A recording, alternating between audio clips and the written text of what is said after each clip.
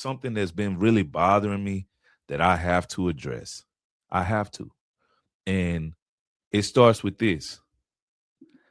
Media outlets. A lot of flack, a lot of people are talking. Luka, Luka, Luka.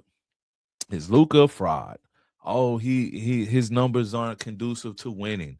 Oh, you can't win with him. Oh, he doesn't play defense. All of this naysay and negative stories and this, that, and third about my boy Luka, man. You're hating on my guy. I don't like it. And the crazy thing is, it seemed like the noise has gotten louder since he swapped jerseys. The Lakers' struggles, listen to this. The Lakers' struggles should not sit solely on the shoulders of Luka alone. And a lot of media personnel and shows are bashing Luka, and I don't get it. I don't get it. Oh, you can't win with him. His numbers aren't conducive to winning. It's lazy analysis because the Lakers' struggle isn't Luka. It's a defensive identity. Defensive issues, the roster construction versus star blaming. I believe it's definitely the roster. The Lakers struggles is not Luka's fault. Before he was there, they were saying the same thing about Bron and AD. They've never really had, other than that bubble year, a roster that fit the team and have a true identity of their game, the type of game they should be playing. You can't ask this guy to create every possession, carry scoring, fix spacing, uh, and play hero every night, and then blame him when it's messy. That's not a superstar failure. That's roster construction. And the Lakers, a lot of Laker fans, they have loud voices. The Lakers media is like Cowboys media. It's just loud. You're gonna hear it. You don't blame the engine when the car has no wheels, and that's pretty much the case. Like, who's playing defense on the Lakers? Who's the point of attack defender other than Marcus Smart? Like, you want him to be prolific, all-time great in scoring, and also do it on the other end as well and stop everybody. But the crazy thing is, it's funny how it got louder when he put the Lakers jersey on, but when Luka was in Dallas, nobody was saying you couldn't win with him other than Nico, and that was after the finals. And you see, he dragged us to the finals on a bum leg with Kyrie and defensive players around him. The Lakers, since he got there, that team has not been constructed for Luka. It hasn't. In Dallas, we built a team around Luka and his deficiencies. We knew how great he was offensively. We got him another score, so you couldn't just double team him. You can't double team Luka and leave Kyrie alone. You can't double team Kyrie and leave Luka alone. Is Luka a defensive player?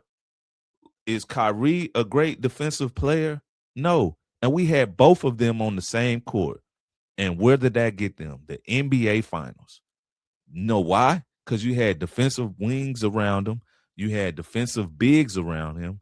DeAndre Ayton don't even know what role he wants to play. Jackson Hayes is Jackson Hayes. That's all I got to say about that. Like, let's be real, bro. Like, you had Luka and Kyrie on the same team on the court at the same time, and neither of those guys are great defenders. But what did they do? They were so prolific on the offense. They funneled the players down to the paint on the defensive side of the ball, where you had rim protectors and defensive wings that could get out and make a play. They beat OKC. They beat who did all they beat in that run? OKC, I have to go back and look, but it was great teams that we ran through. Minnesota Timberwolves with Rudy Gobert, and Cat was on that team then. You had Cat and Rudy on the same team. You had OKC. You had who else? I'm trying to think of the first. We beat the Clippers with Paul George and Kawhi, and that defensive team, Terrence Mann, all of them, defensive players, offensive scorers.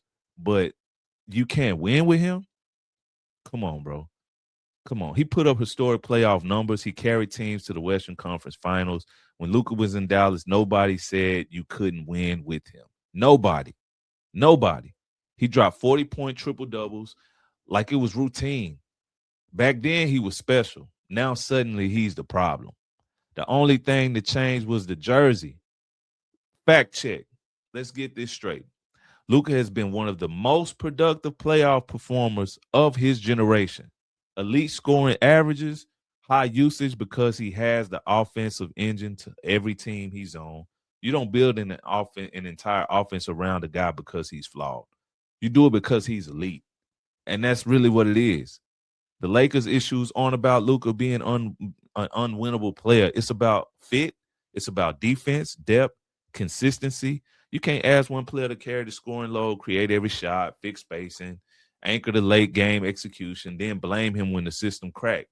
You don't blame you. You can't. You can't do it. Let's be honest. When you play for the Lakers, everything gets magnified. In Dallas, the struggles were basketball talk. In LA, struggles become headlines.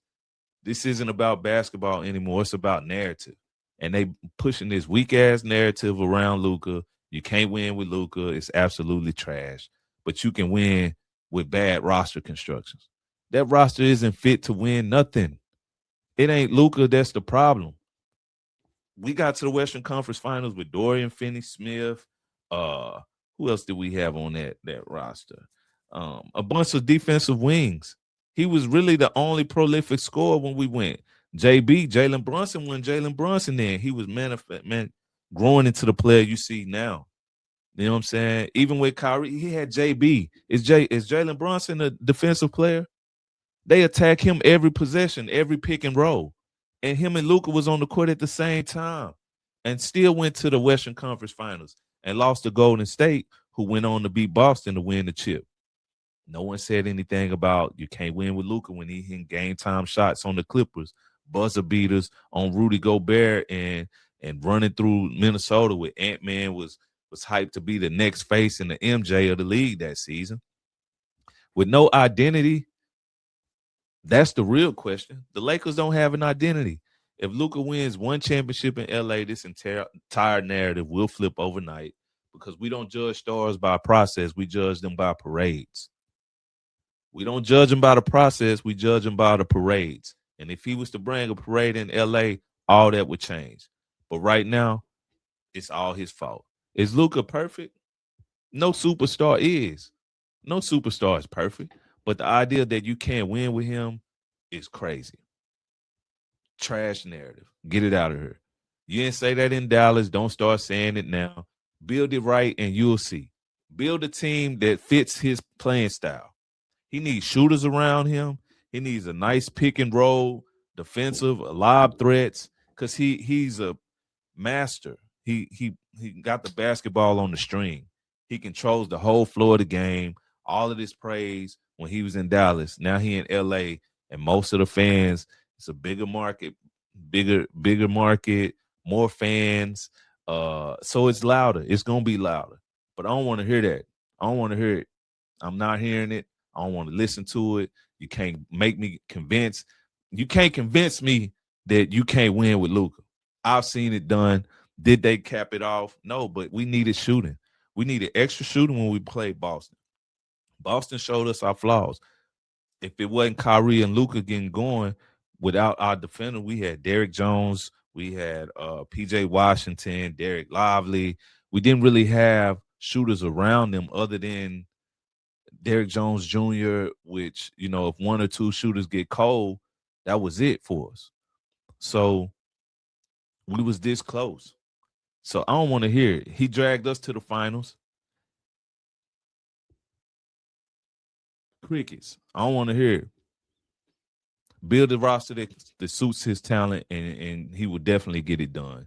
So stop all the Luka hate. It's unnecessary. It's stupid. It makes no sense. I don't get it. I don't want to hear it. If you agree, leave comments. If you don't disagree, leave a comment because I got time to debate. We can get into it. Hate it, love it, don't matter.